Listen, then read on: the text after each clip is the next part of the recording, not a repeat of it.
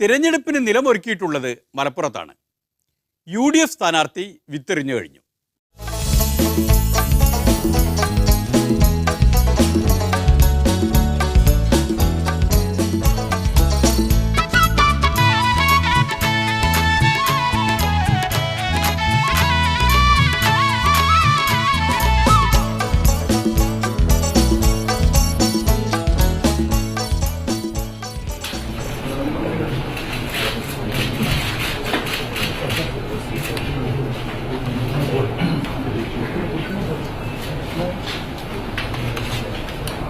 ലോക്സഭയിലെ ഒരു സ്ഥാനാർത്ഥിയായി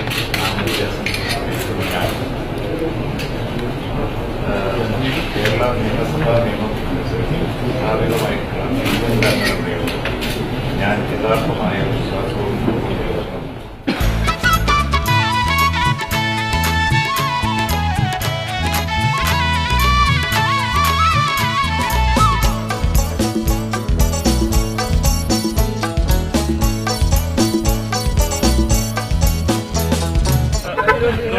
ആത്മവിശ്വാസം കൂടി. ജനങ്ങളുടെ പ്രതികരണം കണ്ടില്ലേ? ആത്മവിശ്വാസം കൂടുന്ന തരത്തിലാണല്ലോ.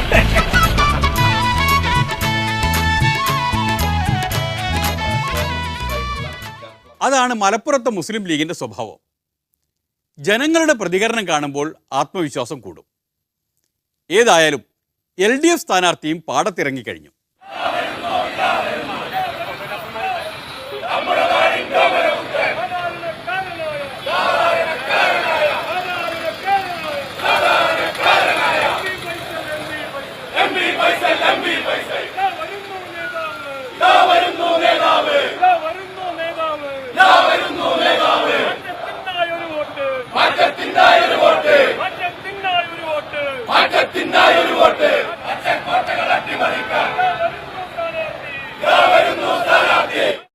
പച്ചക്കോട്ടകൾ അട്ടിമറിക്കാൻ കഴിയുമെന്ന കാര്യത്തിൽ LDF സ്ഥാനാർത്ഥിക്ക് ആത്മവിശ്വാസമുണ്ട്.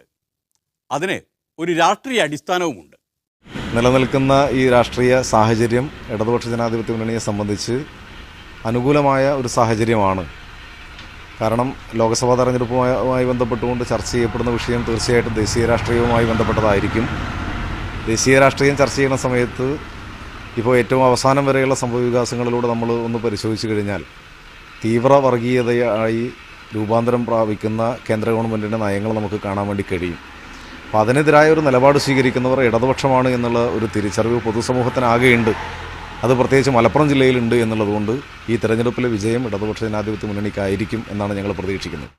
UDFും LDFുമായി രണ്ടു കൂട്ടർക്കും സ്ഥാനാർത്ഥികളുമായി ഇനിയൊരു മുന്നണിയുണ്ട് എന്ന് പറയപ്പെടുന്നത് NDA ആണല്ലോ.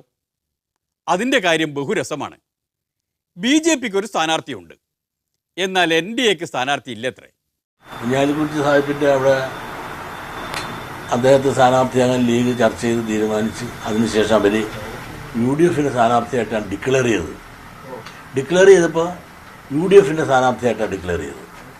അതോടൊപ്പം തന്നെ മാർക്സിസ്റ്റ് കമ്മ്യൂണിസ്റ്റ് പാർട്ടിയുടെ ഒരു സ്ഥാനാർത്ഥിയെ അവർ ചർച്ച ചെയ്ത് തീരുമാനിച്ചെങ്കിൽ അത് LDFിൻ്റെ സ്ഥാനാർത്ഥിയായിട്ട് ഡിക്ലെയർ ചെയ്തപ്പോൾ LDFിൻ്റെ സ്ഥാനാർത്ഥിയായിട്ടാണ്.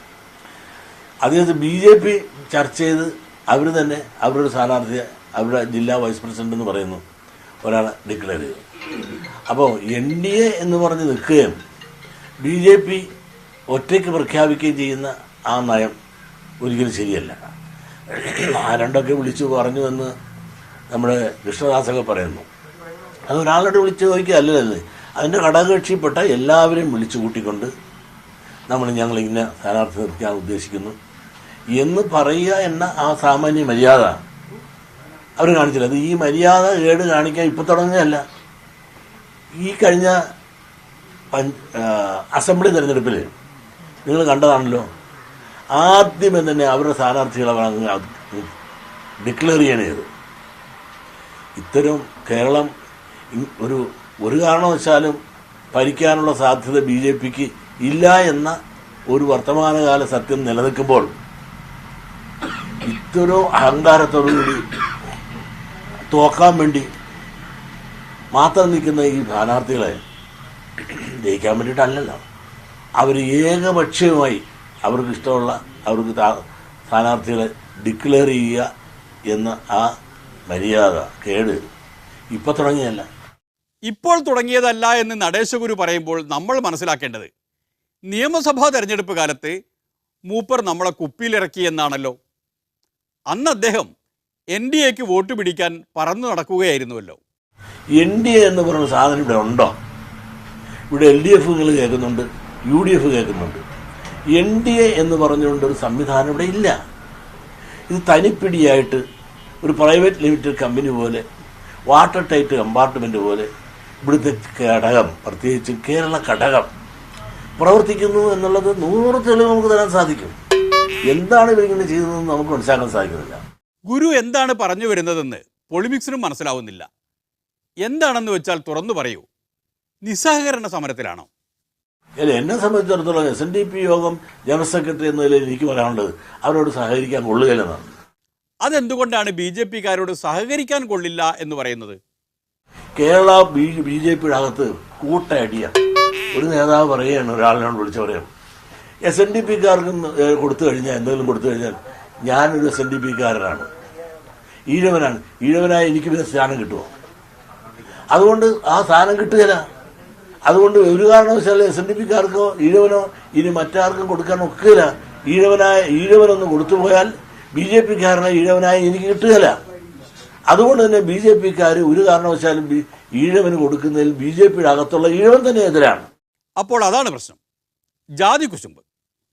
കേരളത്തിലെ NDAയിൽ ജാതി കുശുമ്പാണ്. എന്തൊക്കെയായാലും ഒരു തെരഞ്ഞെടുപ്പാകുമ്പോൾ സ്ഥാനാർത്ഥിയെ നിശ്ചയിക്കുമ്പോൾ ഘടകകക്ഷികളോടൊക്കെ ഒന്ന് ചോദിക്കണ്ടേ? കുമ്മനംജിയെ കണ്ടു നോക്കാം. BJPയുടെ സ്ഥാനാർത്ഥി ആര് എന്ന് നിശ്ചയിക്കേണ്ടത് BJP ആണ്. BJP അതങ്ങനെ ചർച്ച ചെയ്തു. ആ വിവരം NDAയുടെ ഘടകകക്ഷികളെ എല്ലാവരെയും അറിയിക്കുകയും ചെയ്തിട്ടുണ്ട്. കാരണം കഴിഞ്ഞ അസംബ്ലി തെരഞ്ഞെടുപ്പിൽ 7 അസംബ്ലി മണ്ഡലങ്ങളിലും മത്സരിച്ചിരുന്നത് BJP ആണ്. ഘടകകക്ഷികൾ എല്ലാവരും ഈ കാര്യത്തിൽ യോജിപ്പാണ്, ഒരുമയാണ് ഉള്ളത് എന്ന് ഞാൻ ഉറച്ചു വിശ്വസിക്കുന്നു. എൻ്റെ ശ്രദ്ധയിൽ അങ്ങനെ ഒരു അഭിപ്രായ വ്യത്യാസം ഇതുവരെ പെട്ടിട്ടില്ല. അങ്ങനെയാണ് BJPയുടെ സംസ്ഥാന പ്രസിഡന്റ് പറയുന്നത്. അപ്പോൾ SNDP പ്രവർത്തകർ എന്തു ചെയ്യണം? SNDP ജനറൽ സെക്രട്ടറി എന്ന നിലയിൽ വ്യക്തിപരമായി എനിക്ക് പറയാനുള്ളത്, BJPയുടെ ഈ നയത്തിന് ഒരു പ്രതിഷേധം എന്ന നിലയിൽ SNDP പ്രവർത്തകരാരും അതിൻ്റെ പ്രവർത്തനവുമായി ബന്ധപ്പെട്ട് പോകരുത് എന്ന് മലപ്പുറത്ത് നിന്നുള്ളതാണ് എൻ്റെ അഭിപ്രായം. നടേശഗുരു എന്തെല്ലാം പറഞ്ഞാലും ശരി, മലപ്പുറത്ത് ഇത്തവണ താമര വിരിയുമെന്നാണ് BJP നേതാക്കളുടെ ഗണിതം. മലപ്പുറത്ത് BJP നേതാക്കന്മാർ പറയുന്നത് UDF LDF 2-3 സ്ഥാനത്തിന് വേണ്ടിയാണ് മത്സരിക്കുന്നത്. അതായത് BJP ജയിക്കും എന്നൊരു കാര്യമാണ് അവർ പറഞ്ഞു. BJP ജയിക്കുമെങ്കിൽ സൂര്യൻ പടിഞ്ഞാറ് ഉദിക്കും. തന്നോടുണ്ടോ അവർക്കത്? അങ്ങനെ തെളിയിക്കുന്നുണ്ടെങ്കിൽ സൂര്യൻ ഞാൻ ഈ രണ്ടാമതും മീശ വെക്കാൻ തുടങ്ങാം. നടേശൻ മുതലാളിയെ മീശ വെച്ചു കാണാൻ തന്നെയാണ് പൊളിമിക്സിനും താല്പര്യം. അതുപക്ഷേ മലപ്പുറത്ത് BJP ജയിച്ചതിനു ശേഷമേ മീശ വെക്കൂ എന്നാണെങ്കിൽ തൽക്കാലം അത് കാണലുണ്ടാവില്ല. അങ്ങനെ അനന്തകാലം കാത്തു നിൽക്കാൻ പറ്റാത്തതിനാൽ ഇന്നത്തെ കൃഷി ഇവിടെ നിർത്തുകയാണ്. ഇനി കാണും വരെ നന്ദി, നമസ്കാരം.